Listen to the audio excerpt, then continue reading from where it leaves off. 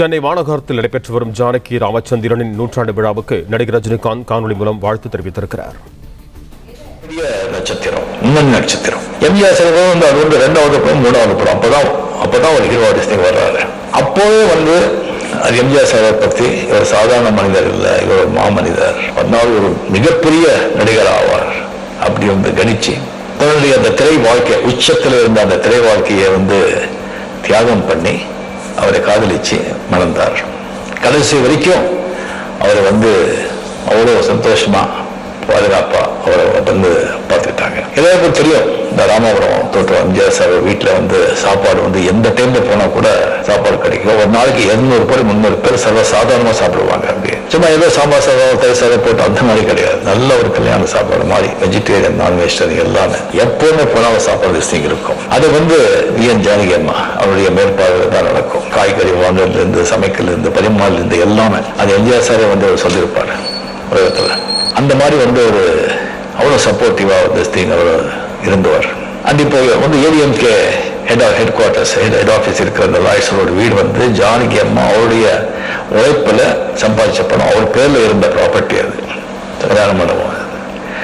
அது வந்து கட்சிக்காக எம்ஜிஆர் சார் கேட்கும்போது அது வந்து எழுதி கொடுத்துட்டாங்க. அவ்வளோ பெரிய ஒரு வள்ளல் குணம் படைத்தவர். அது எப்பவுமே வந்து பொது வெளியில் வந்து ஜாஸ்தி அவர் வந்ததே கிடையாது.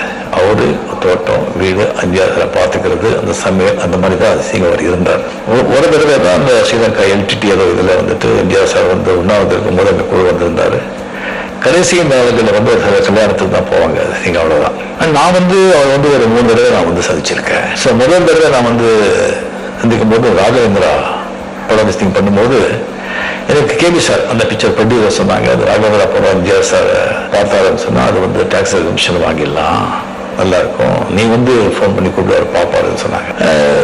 சரி சார் அப்படின்னு சொல்லி நான் ஃபோன் பண்ணேன். உடனே வந்து சரி பாருங்க நான் வந்து ரொம்ப சந்தோஷப்பட்டது, நான் சொல்றேன் அப்படின்னு நெக்ஸ்ட் டே வந்துட்டு நான் படம் பார்க்குறேன்னு சொன்னாங்க.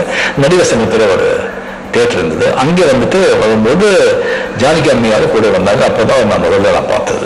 படம் பார்த்து ரொம்ப சந்தோஷம், ரொம்ப பாராட்டி போனாங்க. 2வது தடவை வந்துட்டு ஜானகி அம்மாவுக்கு வந்து சிஎம் இருக்கும்போது வள்ளுவர் கூட்டத்தில் வந்து ஆரம்பி வந்து ஒரு விழா வந்து நடத்துறாங்க. அதுல நானும் வந்து மேடையில இருந்து அவரை பற்றி நான் பேசினேன்.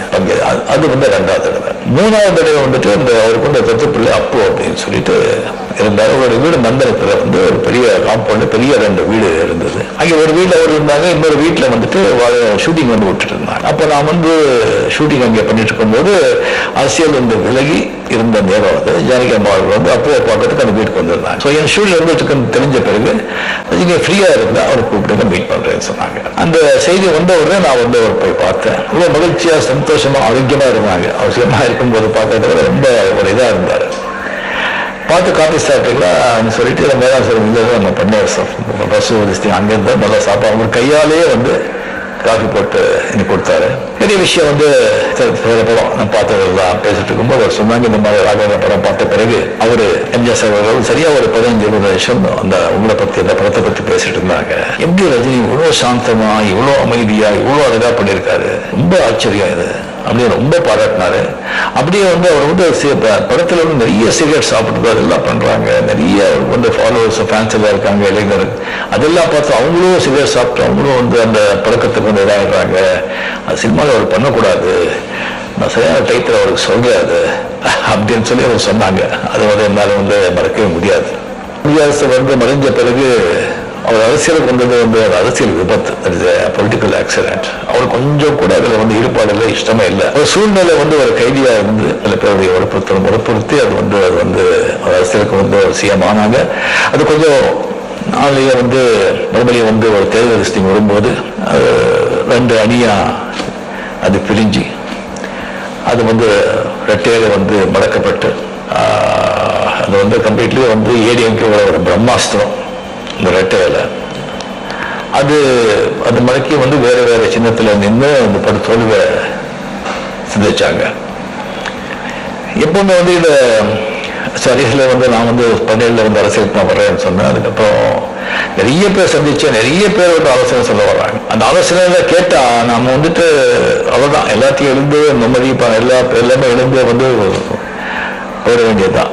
அது தெரிஞ்சு சொல்றாங்களா தெரியாம சொல்றாங்களா அப்படின்னு தெரியாது.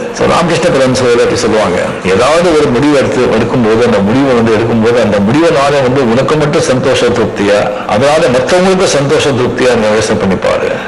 உனக்கு மட்டும் சொன்ன அந்த முடிவு எடுக்காது. அந்த முடிவால உனக்கு மட்டும் இல்ல மற்றவங்களுக்கு சந்தோஷம், அது திருப்தி அப்படின்னு சொல்லி அந்த முடிவு எடு அப்படின்னு சொல்லுவாங்க. அந்த மாதிரி ஜானகி அம்மா அவர்கள் கம்ப்ளீட்லி யாருடைய ஆலோசனையை கேட்காம அப்படி உட்காந்து அவரே முடிவெடுத்து ஜெயலலிதா அவரை கூப்பிட்டு, இந்த பாருமா, இந்த அரசியல் எனக்கு சரிப்பட்டு வராது, அதுக்கு நீங்க தான் கரெக்ட், நீங்க அந்த திறமை இருக்கு, அந்த தைரியம் இருக்கு, அந்த பக்குவம் இருக்கு, அந்த ஒரு தான் அதை அவர் ஸ்தாபிச்ச அந்த பெரிய அந்த கழகத்தை முன்னு கொண்டு வர்றதுக்கு, அதை இன்னும் பெருசாகிறதுக்கு உங்களால தான் முடியும்.